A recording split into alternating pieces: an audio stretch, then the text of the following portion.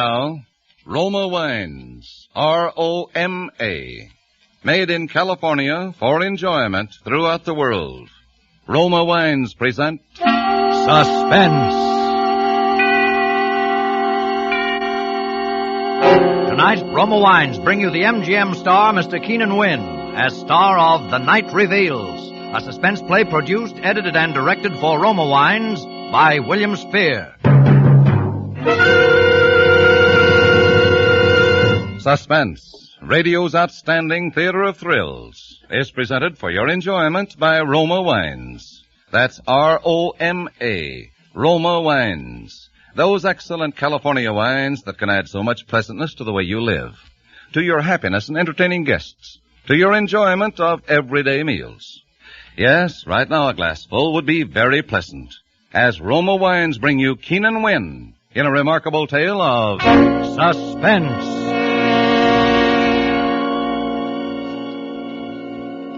Go ahead. Tell us the story, Mr. Jordan. It might help to get it out of your system. Yes. Go ahead, Harry. Well, tell it here, Marie, in front of you? Sure. I can stand it if you can. Well, all right. I'll tell it. From when I first began to know, for sure, 2 weeks ago. I should have known before that something was wrong. I should have known by her eyes. There was a queer look in them, staring at me one minute and avoiding me the next. Well, I came home late one Monday night. They were asleep, my son Johnny and my wife here, Marie. I lay in bed reviewing my day's work. You see, I'm an investigator for the Herkimer Fire Insurance Company, and while thinking about the fire on 2nd Avenue, I fell asleep. Suddenly, I was sitting bolt upright, wide awake, with a strange feeling of being alone in the room. I looked towards Marie's bed. It was too dark to see. I called. Marie? Marie? No answer. I got up and I walked to her bed. The quilt was bunched up. I pulled the covers down. The bed was empty. In the bathroom? No, she wasn't there. And not in Johnny's room either. Johnny was alone. Marie wasn't in the apartment. I put on the light. I looked at my watch. It was 2 a.m. I got dressed, walked out, rang for the elevator. It was nothing. Of course it was nothing important. But my heart kept hammering away. Oh, morning, Mr. Jordan. Kind of late for you. Yes. Good morning, Steve. Did you see my wife go downstairs? Yeah, Mr. Jordan, about half an hour ago, I'd say. Oh, yes. Yes, of course. Did you see which way she went? Yeah, sure. She went towards 3rd Avenue. Said she was going to the... Going to the drugstore, I guess. Yeah, that's right. There's one over on 96th Street, open all night, you know. Oh, thanks. Well, that was it. She went to the drugstore. I was worried over nothing at all. I didn't know what to do, quite. I didn't want to follow her, but the elevator boy was watching me, so I strolled easily along toward 3rd Avenue. I stood on the deserted dark corner and looked up and down the street. Then I saw her coming. She was walking toward me briskly. Harry, what are you doing here? Well, I got up and saw you were gone. I couldn't sleep. Had a dreadful headache, so I decided to go down for some aspirin. Yeah. Oh, yeah, of course. The drugstore on 96th Street. But you were coming from 98th Street. I took a little walk, thought some fresh air would do me some good. Oh, yeah. Yeah, it's a nice night. I've only been gone about 10 minutes. Well, Steve said you were gone about a half an hour. It was only 10 minutes. What time is it now? 2:35. I've been out for about 15 minutes. Oh, it's more than that. It was 15 minutes, no more than that. Well, yeah. Yeah, I guess so. Well, everything seemed all right, but still I felt something was wrong. We got into our apartment and we both went to bed. For a minute or so, we said nothing. Listen. A fire. A fire. Yeah. Yeah, not far. Over east a couple of blocks. By the river, I'd say. Hey, it's my district. A fire. Who... Hello. Hello, Harry. Sorry to wake you in the middle of the night, but there's a bad one over near you. Between 2nd and 3rd. Maybe a total loss. Between 2nd and 3rd, Mr. Parmenter? Oh, an apartment building. Yeah. 98th Street, 340 East 98th. I called you because I'd like you to go there direct first thing in the morning instead of coming to the office. Okay, I'll meet you there. Okay, Mr. Parman. Good night. A fire on 98th Street. Yeah.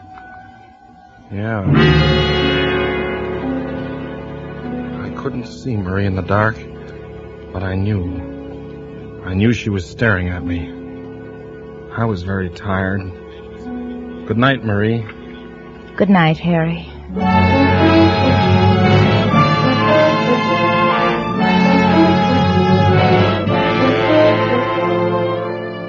For Suspense, Roma Wines are bringing you as star Keenan Wynn with Kathy Lewis in The Night Reveals by Cornell Woolrich. Roma Wines' presentation tonight in radio's outstanding theater of thrills, Suspense.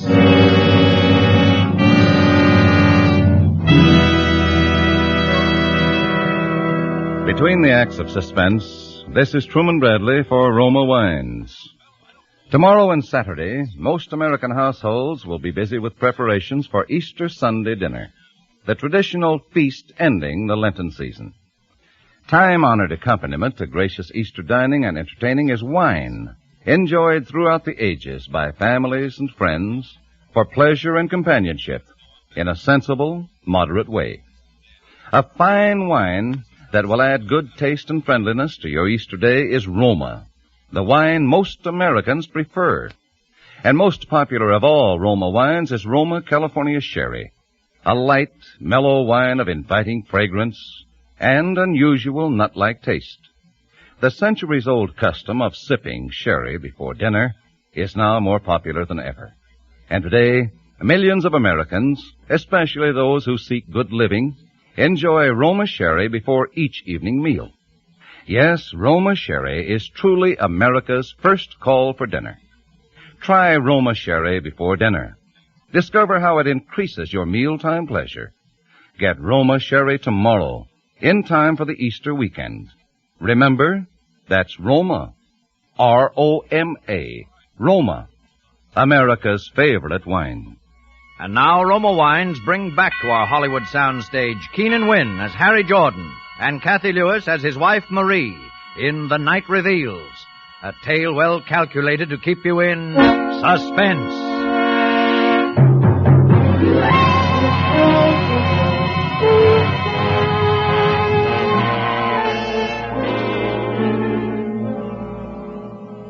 Go on, Mr. Jordan. Well, gentlemen, the next morning I went over to 98th Street to inspect the remains of number 340 and to see if there was evidence of anything suspicious about the origin of the fire. And Mr. Parmenter was there. There it is. Got it. Guess we'll be paying off on this one all right. Yeah, completely burned out. Anyone hurt? A few. No one dead. Lucky they just installed the new fire escapes. Just the walls left. Fire must have been quite a sight in the height of its glory. Yeah, quite a sight.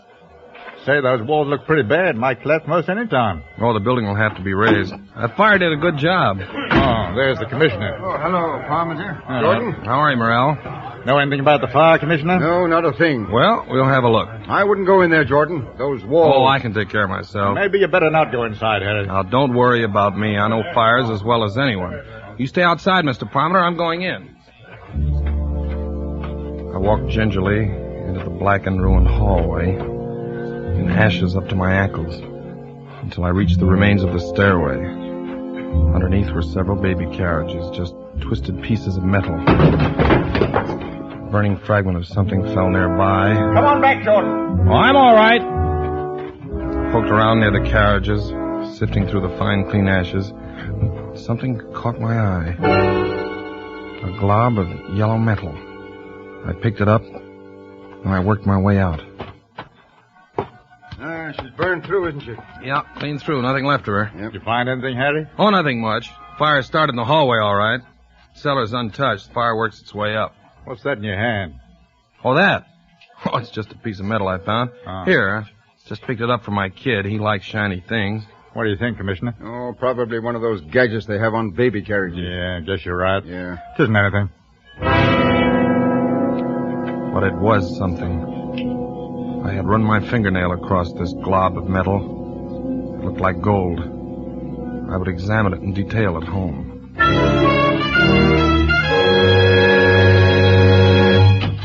Hello, Daddy. Well, how are you, Johnny? Mama says I was bad today. Harry, you're home early. Yeah, I got through sooner than I expected. What is it? What is it, Harry? Your locket. You're not wearing it.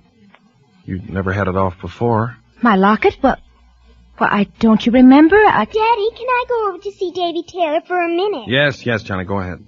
All right. Gee, thanks, Daddy. He shouldn't have done that, Harry. I didn't want him to go. He hasn't had his dinner. Never mind, Johnny. What did you say happened to the locket? Why, I gave it to you. To me? Well, I put it in your pocket to have it fixed. The catch was loose. I don't remember. I put it in your pocket, Harry. I forgot to mention it to you. I wanted you to take it to the jeweler's, get the catch fixed. I just put it in your coat pocket while you were shaving. When? Yesterday? Yes, yesterday morning. Well, then it should be in my pocket now. I wore this suit yesterday, too.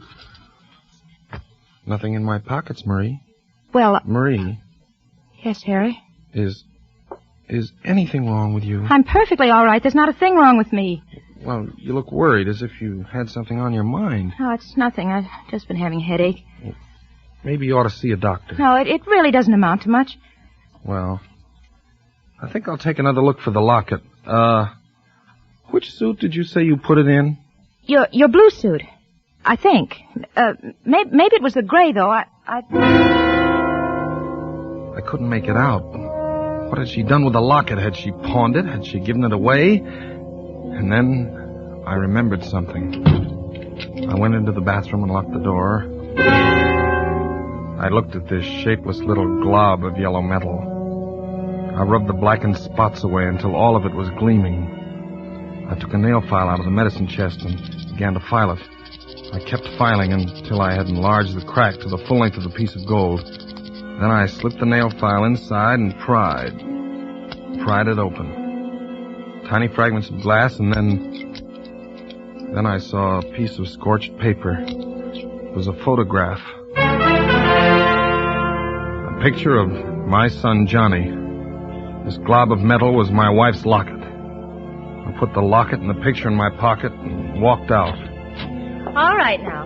Now, what's the largest continent in the world? I know it. It's Asia. Mm-hmm. And the next largest? That's easy. Africa. Full of jungles. That's where Tarzan lives. Isn't it time for Johnny to be in bed? Yes, I had no idea it was so late. You run along to your room, Johnny. I'll be in a minute. All right, Mother. Good night, Dad. Good night, Johnny. Sleep well. He's getting along very well in school. Except for arithmetic. Seems to be having a little trouble. Johnny will be all right. Yes. Johnny will be all right. I know he'll be all right. I watched her. She seemed very uneasy. I walked over to my pipe rack where I kept several books of matches in a jar, but there weren't any there. All this time I knew she was watching me closely. I looked behind the rack. There wasn't a match around. What the devil happened to all my matches? I have a match. Here, let me light it for you. Did you take the matches out of the jar, Marie? Well, Did you? Well, yes, I needed them in the kitchen. Shall I light your pipe for you? No, I'll light it myself. I picked a match out of the booklet. It was a clean white match with a green head. I struck it against the side. The match sputtered up into a yellow flame, fringed on the bottom with blue. Marie stared at it until I felt the sharp bite of the flame on my thumb. Would you like a cup of tea, Harry? No, dear, I don't think so. Marie! Leave the matches on the table. I need them. I'm rather short of matches. The pilot light isn't working. Is this the only book of matches in the house? I'll have to get some tomorrow. Where are you going, Harry? Get a drink of water? No, I'll get it for you, Harry. Never mind, Marie. I'll get it myself. I went into the kitchen. There was a paper bag alongside the gas range. Matches, all thrown in helter-skelter. Books of matches and safety matches, all mixed together. I walked back and sat down in my chair. Marie, you've been having headaches lately. I'm just tired. Nothing serious. Well, how would you like to go away for a few days? You know, take a vacation. I'll get a maid to take care of Johnny and me. It'd do you a lot of good. No, I don't need a vacation. There's nothing wrong with me, but Harry, there is... Yes? There's nothing the matter with... You were about to say something else. I've got to go into Johnny's room and see that he's covered. He always throws the covers off. I sat there, looking at the door, and then I glanced about the room. There was the pack of matches lying open on the table. I closed the cover, and my eye caught her purse lying nearby. It was bulging. Harry. Oh, what's the matter? My purse. Yeah. Yes, your purse. Here, look. See, the handle's loose. And it's full of matches. 12 books of them. And these newspaper clippings. Give it back to me. Why are you saving these clippings? Why do you carry matches with you? I bought the matches in a store, a dozen for 5 cents. And these clippings. Fire on 112th Street causes severe damage. And these others. Why are you saving these clippings, Marie? There's nothing wrong in that. I'm interested. I'm interested in your work. I intend to keep a file on fires. It will help you in your work. That's very considerate, Marie. Oh, Harry, you're so good. Why should this have to happen to us?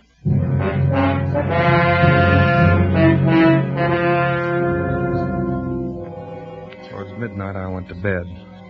Marie did not follow me. I lay in the semi-darkness, wide awake, trying to think what I should do. I couldn't collect my thoughts.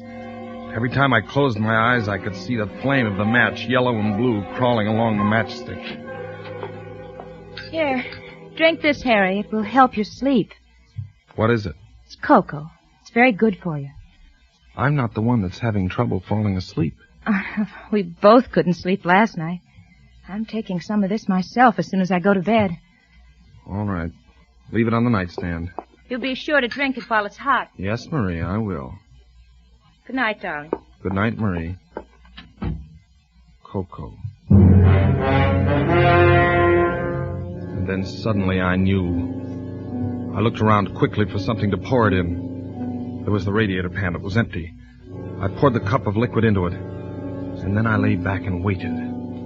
Waited for her next move.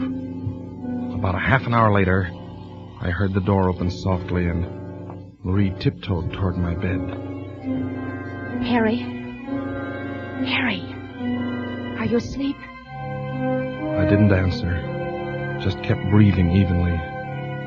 She hovered for a moment over me and then she tiptoed out, carefully closing the door behind her. I dashed out of bed and hurried into my clothes. Quickly, I poured the liquid from the pan into a bottle and put the bottle into my pocket. Then I grabbed my coat and followed her. I rang for the elevator. She only a few minutes headway. I'd catch up with her easily, and then we'd have a showdown. Steve looked at me with controlled amazement. Hello, Steve. Oh. Hello, Mr. Jordan. My wife went down a moment ago, didn't she? Yeah, Mr. Jordan. Just took her down. She went toward 3rd Avenue, didn't she? I think so, sir. She sort of stopped for a minute, then turned toward 3rd Avenue. I had to get back to the elevator because you were ringing. When I reached the corner, I looked up and down 3rd Avenue. Then I saw her. She was walking north. I crossed to the other side of the street and followed her, keeping at a distance. At 98th Street, she turned east. Down the middle of the block was the remains of that last night's fire. She paused in front of the gutted building. For a long time, just stood there, looking at it. Then she walked inside. I waited for a few seconds and then followed her. It was pitch dark in the burned-out hallway. Ahead of me, I could see the glow of a match. Then I saw what she was doing. She was collecting the charred debris near the baby carriages. How foolish. There wasn't anything that could burn there now. She lit another match. I watched the flame light up her face. Her face so intent upon her work that she didn't hear me approach. Marie! Who's there? It's me, Harry. Harry, why didn't you? Come along, Marie. We'd better get out of here. Police. I took her hand, and without a word, she came along. We walked home in complete silence. We both knew. When we came to our apartment house, I stopped and rang for the elevator. In the light of the hallway, I could see her face. My wife's face. Ashy gray. Her eyes bright and painful. You run upstairs, Marie. I'll be along in a minute. Harry, where are you going? I'll be right back. Please, Harry, don't do anything. You run along, Marie. You're not going to... No, I'm only going to the drugstore to get something. I'll be back in a few minutes.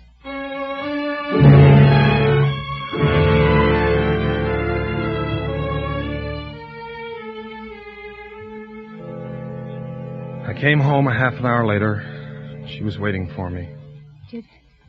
Did you do it, Harry? Harry, please tell me. I've got to know. I had the cocoa you gave me analyzed. I'm sorry. I had to do it. Don't you see? I couldn't help it. It was very easy for the druggist, especially when I told him what I thought was in it. That sodium stuff that makes you sleep through an earthquake. Please try to understand, Harry. You must understand. Is the kid asleep? Yes, Johnny's all right. Well, I was sorry for Marie. She looked so haggard and worn. It wasn't her fault. I was sorry for myself. My head was roaring. I wasn't feeling too well. I kept seeing sparks in front of my eyes. I closed my eyes for a moment. Let's go to bed, Harry. Marie, we can do something. Let's burn up every match. Every match in the house. We'll never bring another match in here. No, Harry, we can't do that. You don't want to? No, Harry, not now. See? This is the first book. It's turning black. We'll do it with every book of matches. It's no use. It's no use, Harry. Strange, isn't it, that this should happen to me? Me, a fire inspector. Oh, that's funny. Give me the matches, Marie. All the matches. No, I can't do that. I won't. Give them to me. Please don't. Please don't take them. I'll do anything you want, anything. Where did you hide them? Tell me. Where are they? Inside the range behind the paper bag. I dropped her hand and she sank to the floor in a huddle, weeping. Then I went into the kitchen and I got all the matches. Please, Harry, don't burn them up. By now, my anger was cooling off. Look, Marie. Look up. See? I light each book of matches one at a time until they're all gone up in smoke. The yellow flame licked its way down the matches. The cover caught fire and blackened. I watched her look at the flame with dazed eyes. Listen, Harry, do you hear? Oh, it's just someone in the hall. It's more than someone. Something's happened. Something has happened. I'll take a look. The house is afire. Yes, Marie. Wake up, Johnny. Johnny! We'll have to hurry. The flames are coming up the stairs. There's an upward draft. What's the matter? The house is afire. We've got to get out. Well, it's too late to go down. We'll have to go up through the roof. I've hurt my leg. Mother, Johnny. wait for Mother. She'll come along. No, I want to wait for Mother. It's all right, Johnny. Go along with Daddy. I'll follow you. No, I won't. Hold on to my arm, Marie. Hold on. Come on. Give me your hand, Johnny. Now, don't be scared. The fire won't hurt you. It won't hurt you at all. You're safe with me.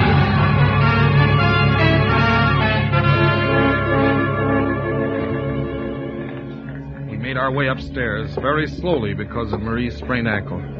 Finally, we got to the roof. There were some firemen on the next roof. About 10 feet separated the two buildings. All right, don't get panicky. We'll get you off safely. We're going to have to jump across, Daddy. Mother won't be able to jump. Her foot. It's all right, Johnny. Don't be scared. Putting a board across the two roofs. We'll just walk across. All right, now. One at a time. Tie the rope around you and come across. Johnny, you go first. But don't be afraid there. The rope will hold you in case you slip. But Mother, you got to go first. I'll go right after you, Johnny. You promise. Go ahead, Johnny. Mother will follow you. No, don't turn around. Keep walking. All right, the kid's safe. Now you, lady. Oh, be careful, board. Hey, the board slipped. Hey, honey, one of you guys get another board. It's all right. Your mother's going to be all right. You pushed the board off, Harry. I saw you do it. No, I didn't, Marie. I didn't. Ah, there it is. Okay, lady. Just tie the rope around you. Don't be afraid. Don't look down. Ready? Okay, boys. There, she's all right. Now you, mister. All right. That's right. Tie the rope around you. All set. Okay.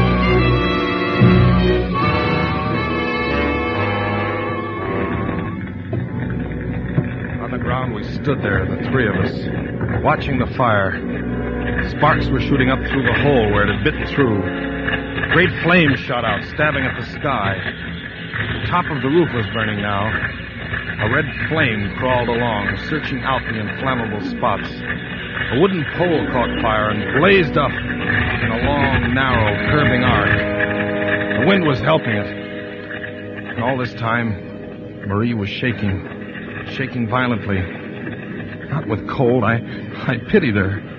And then she threw up her hands and shrieked.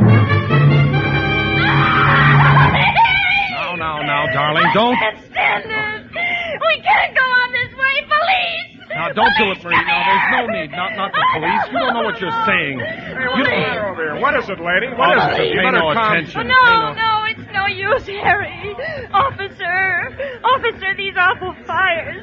They're not accidental. There's a pyromaniac, a criminal. I know who it is. You've got to arrest the person.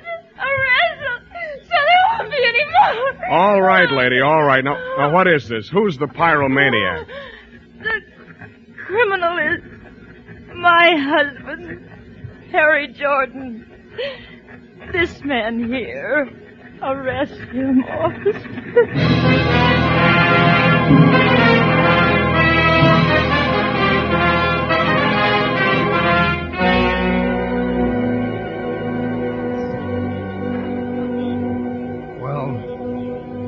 That's about all there is to the story, gentlemen. That I was brought here. Must have sounded kind of, painful for you to hear it all over again, Marie. No. It was all right, Harry. I wonder... Oh, I got a cigarette. Could I? No. I'll light it for you, Harry. You don't have to worry. I won't try and keep the matches here. She's been awful good to me, gentlemen. Take care of her, won't you? She tried everything to help. She hid the matches so as to keep them from me. She even tried to give me sleeping pills so I wouldn't... It's all right, Harry. I'm sorry about the locket, dear. Must have fallen out of my coat when I was in that building at 98th Street. It's all right, Harry. You can buy me another one sometime. You can't blame anybody for liking fires. It's not their fault. Fires are beautiful to watch. So bright and clean. They burn up all the filth and dirt. And they're magnificent to watch. Especially the big ones. The way the flames roar and crackle, lighting up everything around you. The beautiful fire. The beautiful fire. Beautiful fire.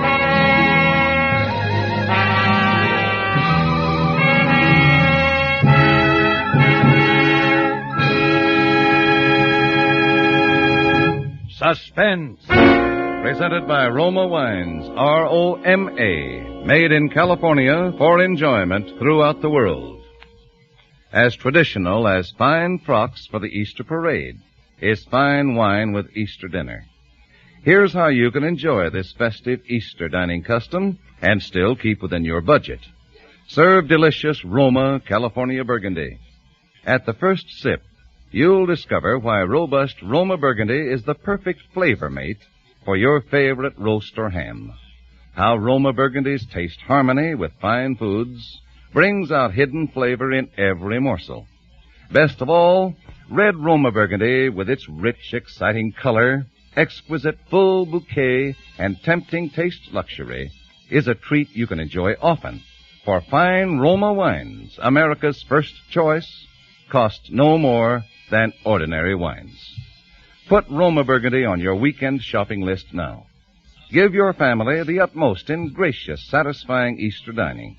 Insist on Roma, R-O-M-A, Roma Wines, made in California for enjoyment throughout the world. Keenan Wynn appeared through courtesy of Metro-Goldwyn-Mayer, producers of The Postman Always Rings Twice. Next Thursday, same time, Roma Wines will bring you Nancy Kelly, a star of Suspense, radio's outstanding theater of thrills. Produced by William Spear for the Roma Wine Company of Fresno, California. This is CBS, the Columbia Broadcasting System.